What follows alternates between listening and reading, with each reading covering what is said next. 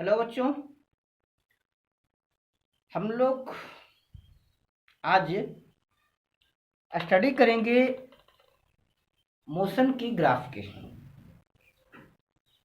हम लोग motion chapter wrap up कर रहे हैं। मोशन के लगभग सारे बेसिक कंसेप्ट हम लोग समझ चुके हैं। हम लोगों को इसमें देखना है, समझना है ग्राफ, क्योंकि ग्राफ एक बहुत ही इम्पॉर्टेंट टॉपिक्स है जो आपको आना चाहिए। ग्राफ पहले समझते हैं कि क्या होता है। इसके बारे में पहले ही जान चुके हैं कि कोई भी दो वेरिएबल्स होता है, वेरिएबल्स के बीच के रिलेशंस को जिस रैखिक आकृति लीनियर डायग्राम्स के द्वारा रिप्रेजेंट किया जाता है उसे ग्राफ कहते हैं।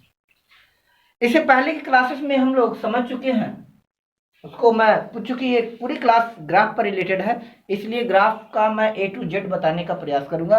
हम लोग ग्राफ को A to Z समझेंगे और ग्राफ से रिलेटेड कुछ कैलकुलेशन है वो भी करने का प्रयास करेंगे। तो पहले हम लोग बेसिक समझते हैं कि ग्राफ वास्तव में होता क्या है। कोई भी दो वेरिएबल्स ले लीजिए, ठीक है, कोई भी दो वेरिएबल्स, उन दोनों वेरिएबल्स के बीच के रिलेशंस का लीनियर रिप्रेजेंटेशन यानी एक स्ट्रेट लाइन के द्वारा रिप्रेजेंट करना क्या कहलाता है? ग्राफ। अब ये लाइन स्ट्रेट भी हो सकता है और कर्व भी हो सकता है, बट जनरली स्ट्रेट लाइन कहा जाता है, क्योंकि अगर हम उसको सिंपल वे में देखें, उसको उसके पार्ट्स को, छोटे से पार्ट्स को स्टडी करें तो वो स्ट्रेट लाइन होता है। दैट्स वाई, या इसको आप कह सकते हैं कि फिजिक्स के किसी भी दो क्वांटिटीज को रिप्रेजेंट करने वाला लाइन क्या कहलाता है? ग्राफ कहलाता है। चलिए, ग्राफ में पहले कुछ बेसिक कॉन्सेप्ट जैसे हम लोग पढ़े थे कि time position graph. Time position graph क्या देकर शो करता है? ये स्पीड शो करता है। Time position graph speed show करता है। अब इसको हम समझने का प्रयास करते हैं। चलिए, ये आपको बाई एक्सिस हो गया, ये एक्स एक्सिस है, ये ओ ले लिया, और ये एक्सिस आपको शो कर रहा है पोजीशन। अब इसको समझते हैं कि ये ग्राफ क्या कह रहा है। सबसे पहले मान लेते हैं कि ये ग्राफ एक स्ट्रेट लाइन है। अगर ग्राफ स्ट्रेट लाइन है तो ये ग्राफ रिप्रेजेंट कर रहा है, इंडिकेट कर रहा है कि बॉडी डेफिनिट टाइम में डेफिनिट डिस्टेंस ट्रैवल कर रहा है। बॉडी डेफिनिट टाइम में डेफिनिट डिस्टेंस ट्रैवल कर रहा है। मान लीजिए, जैसे कह लिए यहां पर हो गया ये t1, ये हो गया x1, ये हो गया t2, ये ले लीजिए x2, नेक्स्ट ले लीजिए t3, यहां ले लीजिए x3। इसी तरह से एक और हम लोग ले लेते हैं t4, यहां ले लेते हैं x4। अब पहले समझते हैं कि ग्राफ क्या कह रहा है। तो ग्राफ कह रहा है कि t1 टाइम में, ये t1 टाइम में कितना डिस्टेंस ट्रैवल किया। t1 टाइम में, चूंकि डिस्टेंस इक्वल टू क्या होता है, सॉरी, स्पीड इक्वल टू होता है distance upon time. Distance upon time, और डिस्टेंस क्या है? डिस्टेंस क्या है? The difference between final position and initial position. चलिए, हम लोग लेते हैं t1 टाइम में। t1 टाइम में ये x1 डिस्टेंस ट्रैवल किया है। t1 टाइम में x1 डिस्टेंस ट्रैवल किया है, दैट इज हम कह सकते हैं। और इसमें इस दौरान मान लीजिए इसका वेलोसिटी v1 है, ये स्लोप ये दिखा रहा है, वेलोसिटी दिखा रहा है। तो v1 इक्वल टू हो गया x1 upon t1, x1 upon t1। इसी तरह से v2 के लिए क्या हो गया? तो v2 आप के लिए आप कह सकते हैं x2। v2 इक्वल टू हो गया x2 अपॉन t2। ये पूरा t2 मान लीजिए, ये कह लीजिए t1 है, ये हो गया आपका डिफरेंस t2। आगे ये डिफरेंस कह लीजिए t3, और ये डिफरेंस हो गया t4। इसी तरह से ये हो गया x1, यहां तक ये पोजीशन आ गया x2, अगला पोजीशन आ गया x3, और यहां तक आ गया x4। ये चार पोजीशन है x3। इसी तरह से v3 इक्वल टू क्या आ गया? x3 upon t3। चूंकि t3 टाइम में बॉडी कितना x3 डिस्टेंस ट्रैवल किया है, t3 टाइम में x3 डिस्टेंस ट्रैवल किया है। इसी तरह से v4 equal to x4 upon t4। ये तो अलग अलग टाइम में, यानी t4 टाइम में ये x4 डिस्टेंस ट्रैवल किया है। अब यहां से आप कह सकते हैं कि दैट इज, आप कह सकते हैं कि 0 minus x1 upon 0 minus t1। यहाँ क्या हो गया, अब आप इसको लिख सकते हैं x2 minus x1 upon t2 minus t1, x3 minus x2 upon t3 minus t2 और x4 minus x3 upon t4 minus t3। It means ये ग्राफ इंडिकेट कर रहा है कि जितना वैल्यू इसका है, अगर ये हो गया t1, ये हो गया t2, ये है t3 और ये है t4, x1 x2 x3 x4। अगर ये ग्राफ स्ट्रेट लाइन है तो ये शो कर रहा है t1 is equal to t2 is equal to ये शो कर रहा है t2 minus 0 is equal to t2 minus t1 is equal to t3 minus t2 is equal to t2 minus t4। It means ये सारी distance, ये distance, ये distance, ये distance, ये डिस्टेंस इक्वल है। इन द सेम वे क्या कर रहा है, x1 minus 0 is equal to x2 minus x1 is equal to x3 minus x2 is equal to x4 minus x3। अगर ये सेम है तो हम कहेंगे बॉडी स्ट्रेट लाइन में मूव कर रहा है या बॉडी कांस्टेंट स्पीड से मूव कर रहा है। क्लियर? चलिए अब इसी ग्राफ को देखते हैं। नेक्स्ट ग्राफ इसमें क्या हो सकता है वो हम देख लेते हैं कि मान लीजिए ये बॉडी इस तरह से ट्रेवल कर रहा है। अब इस कंडीशन में आप क्या देखिएगा, यहां देखिए आ गया। अब अगर देखिएगा, ध्यान से अगर देखिए तो ध्यान से देखने पर आपको पता चलेगा कि ये जो बॉडी है अलग अलग टाइम इंटरवल में अलग अलग डिस्टेंस ट्रेवल किया। अगर सेम टाइम इंटरवल ले लीजिए, इसको सेम टाइम इंटरवल कर लीजिए आप। ये हो गया, मान लीजिए ये t1 हो गया, ये हो गया t2 और ये हो गया चलिए t3। तो यहां से अगर बात करते हैं पोजीशन की, अगर बात करें, ये आपका ग्राफ आ गया, ये हो गया x1, ये हो गया x2, ये हो गया x3 और ये हो गया x4। अगर आप ध्यान से देखिए तो पाइएगा कि t1 minus 0 is equal to t2 minus t1 is equal to t3 minus t2। ये तो है, बट आप ध्यान से देखें तो पाइएगा कि x1 minus 0 is not equal to x2 minus x1 not equal to x3 minus x2। It means अगर ये ग्राफ एक कर्व लाइन है तो ये body different equal time interval में इक्वल डिस्टेंस ट्रैवल नहीं कर रहा है। मीन्स ये बॉडी यूनिफॉर्म मोशन से नहीं ट्रैवल कर रहा है, ये नॉन यूनिफॉर्म मोशन से ट्रैवल कर रहा है। तो अभी ग्राफ में ये दो चीज बातें हम समझे कि यूनिफॉर्म मोशन में बॉडी कब ट्रैवल करेगा और बॉडी कब नॉन यूनिफॉर्म मोशन में ट्रैवल करेगा।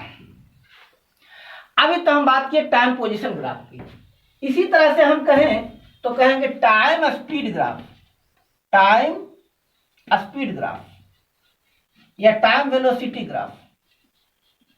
अगर टाइम वेलोसिटी ग्राफ की बात करते हैं तो टाइम वेलोसिटी ग्राफ क्या देगा, एक्सेलरेशन। इट मीन्स फिर हम बात करेंगे एक्स एक्सिस पर हम लिए टाइम और ये हम ले लिए वेलोसिटी। इसमें हम कहते हैं कि अगर टाइम वेलोसिटी ग्राफ एक स्ट्रेट लाइन है, तो हम पाएंगे क्या, हम पाएंगे कि बॉडी का टाइम वेलोसिटी रेशियो, ये टाइम से t1 हो गया, ये टाइम, यहां से ये टाइम हो गया t2 और ये टाइम ले लिया t3। इसी तरह से ये वेलोसिटी हो गया v1,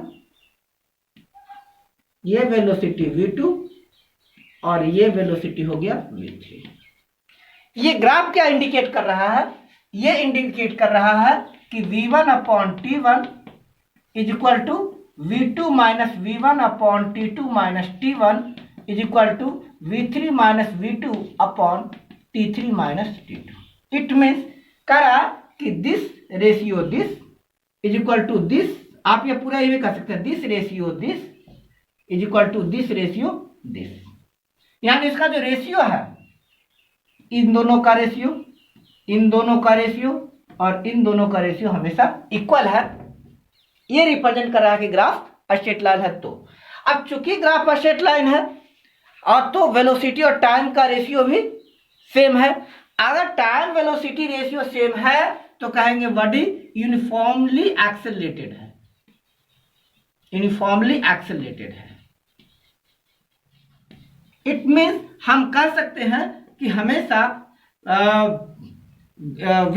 V1 upon T1 is equal to V2 upon T2 is equal to V3 upon T3 is equal to V upon T, और V अपॉन T का रेशियो है, यानी हम कह सकते हैं A1 is equal to A2 is equal to A3 is equal to A, और इस कंडीशन में बॉडी कांस्टेंट एक्सीलरेशन से मूव कर रहा है, बॉडी कांस्टेंट एक्सीलरेशन से मूव कर रहा है।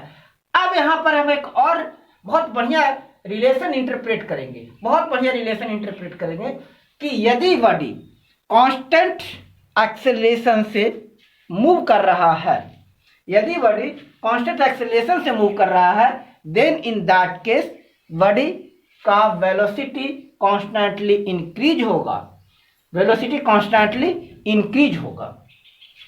यानी इसमें हम कह सकते हैं, हम लोग इसमें पहले रिलेशन पढ़े हैं, v is equal to u plus a T, v is equal to u plus a t. अब सपोज कीजिए कि बॉडी रेस्ट पर था, यानी u इज इक्वल टू 0, तो यहाँ क्या होगा, v is equal to A T, v is equal to A T.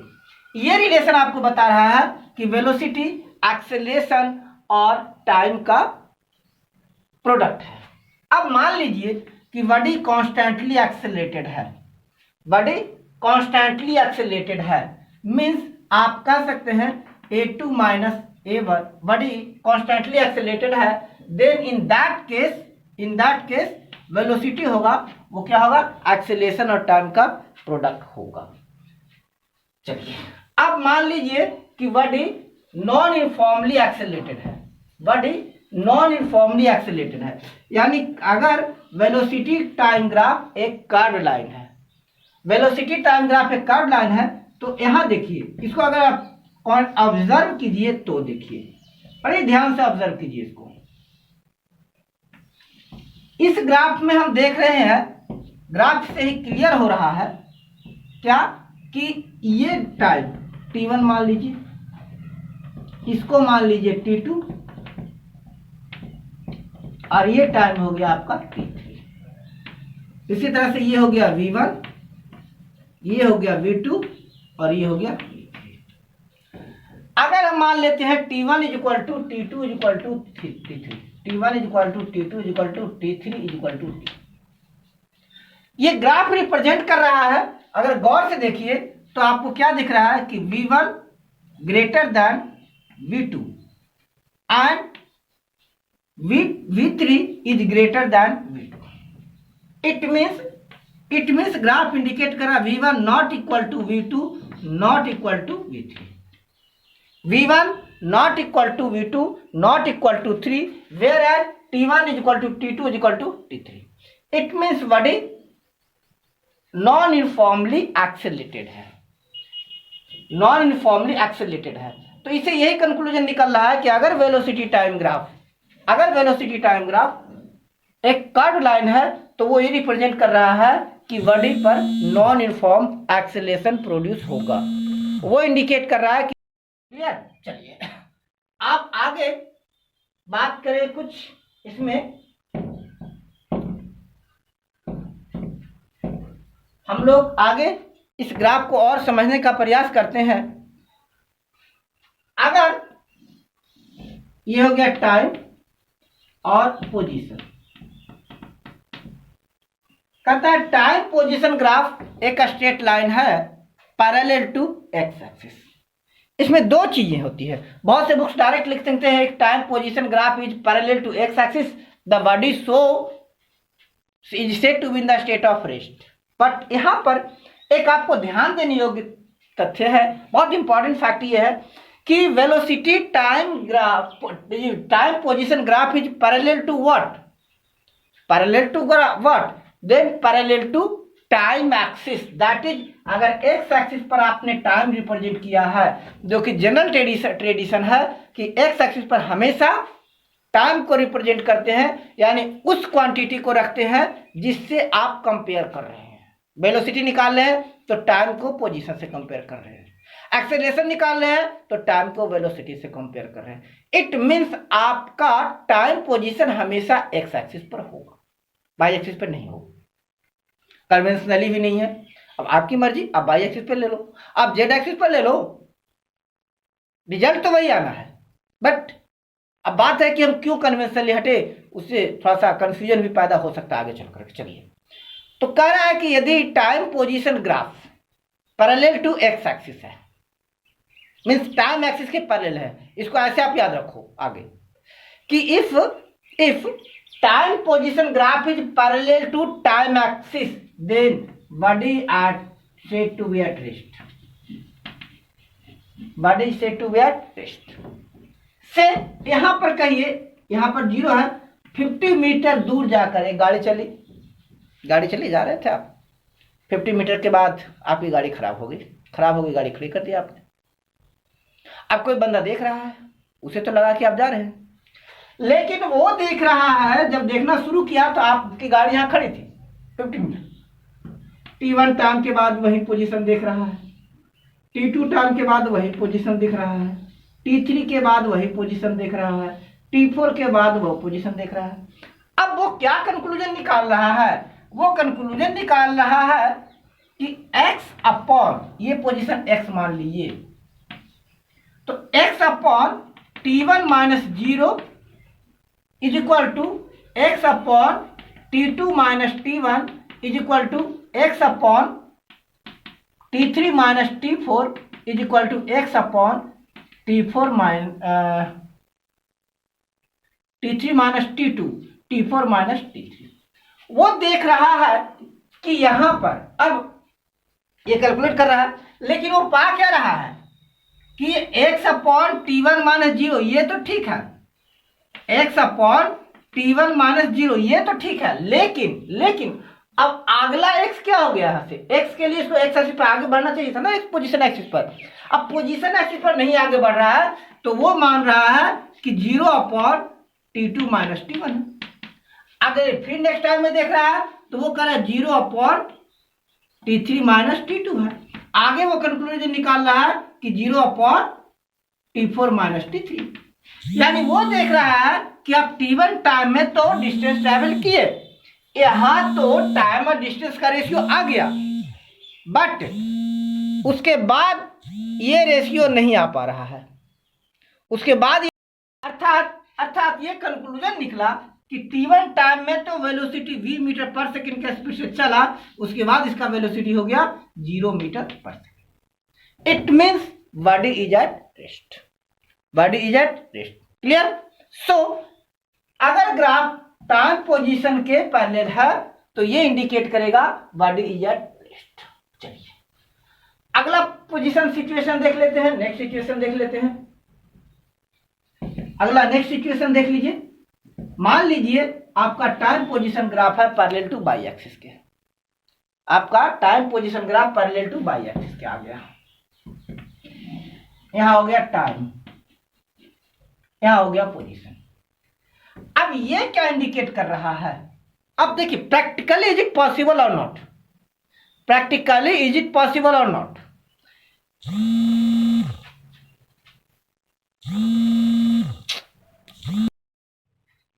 तो हम ये इमेजिन कर रहे हैं, यहां पर एक बॉडी टी टाइम तक चला, यहां से टी टाइम तक चला और वो किसी पोजीशन पर आ गया। मान लिया टी टाइम पर जब आपने ऑब्जर्व करना शुरू किया तो वो 0 पर था। अब ये सिचुएशन कह रहा है कि आप टी टाइम पर उसे अलग अलग पोजीशन पे देख रहे हैं, से कहिए x1, x2, x3, x4, x5, x6, है ना। अब आप क्या कंक्लूजन निकाल रहे हैं कि 0 minus x1 upon 0 minus t, x2 minus x1 upon T2 minus t, x3 minus x2 upon T3 minus T2, x4 minus x3 is equal to t4 minus t3।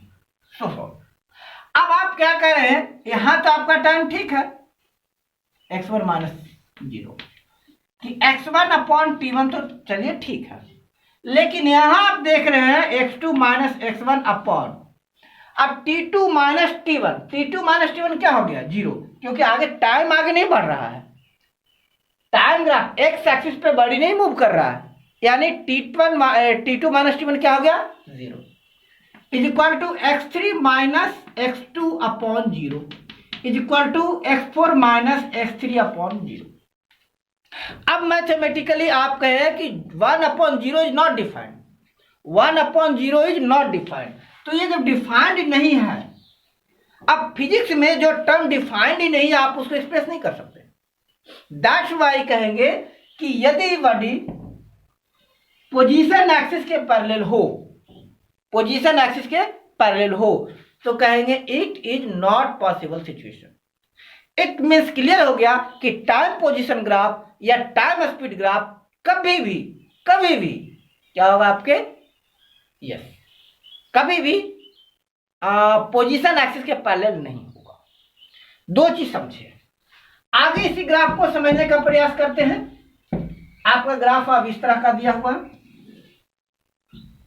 आपका ग्राफ इस तरह से इंडिकेट आगे बढ़ रहा है, तो ये ग्राफ क्या कर रहा है, क्या रिप्रेजेंट कर रहा है, ये ग्राफ रिप्रेजेंट कर रहा है कि टाइम और वैल्यू पोजीशन। अगर एक टाइम पोजीशन ग्राफ है तो ये इंडिकेट कर रहा है t1 टाइम तक तो ये रेस्ट में है, क्योंकि t1 टाइम तक डिस्टेंस ट्रैवल नहीं किया है। यहां देखिए t2 सेकेंड की बात अगर कीजिए, ये x2 है, x1 ले लीजिए, दूसरा अगला लीजिए, ये t3 ले लीजिए, और ये x2 ले लीजिए। तो आप कह सकते हैं इस ग्राफ से क्या आप कंक्लूजन निकाल रहे हैं, वो देखिए। इस ग्राफ से हम कंक्लूजन ये निकाले कि t1 minus 0 upon x1 minus 0, t2 minus t1 upon x2 minus x1 and sorry क्या है ऊपर ही है ना, x1 minus 0 upon t1 minus 0, x2 minus x1 upon t2 minus t1, x3 minus x2 upon t3 minus t2। Conclusion ये निकाले, ये तो क्या हो गया, x क्या हो गया 0, ये हो गया 0 अपॉन t1। अब इनमें जो रिलेशन है दैट इज से x अपॉन t और x अपॉन t, ये डिस्टेंस को x मान लीजिए, तो कह रहा है कि ये x जो है it is much greater than, यानी यहां पर बॉडी बहुत तेज स्पीड से मूव कर रहा है। स्लोप, इससे एक कंक्लूजन ये भी निकला है कि स्लोप ऑफ द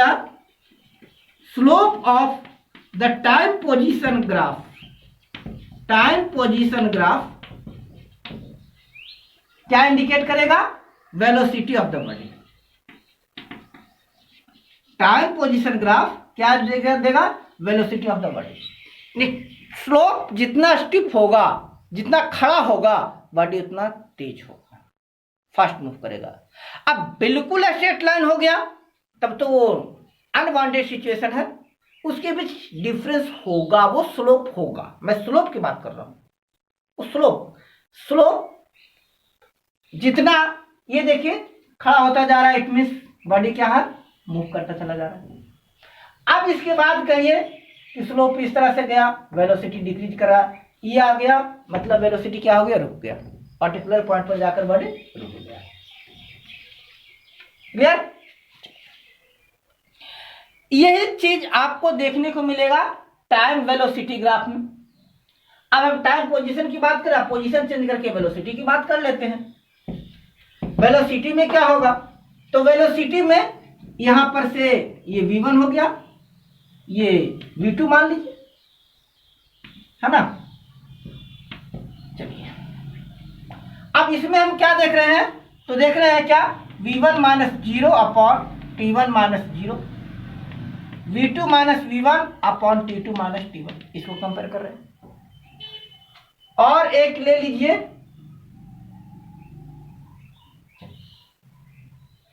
अच्छा अगर t2 माइनस t1, सॉरी, अच्छा v2 minus v1 minus 0, v2 minus v1 upon t3 minus t2 minus t1।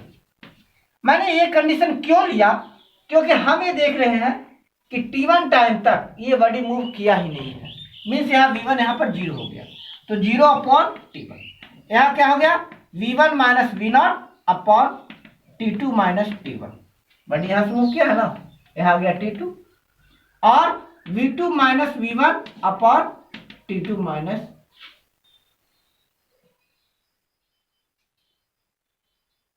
t3 minus t2।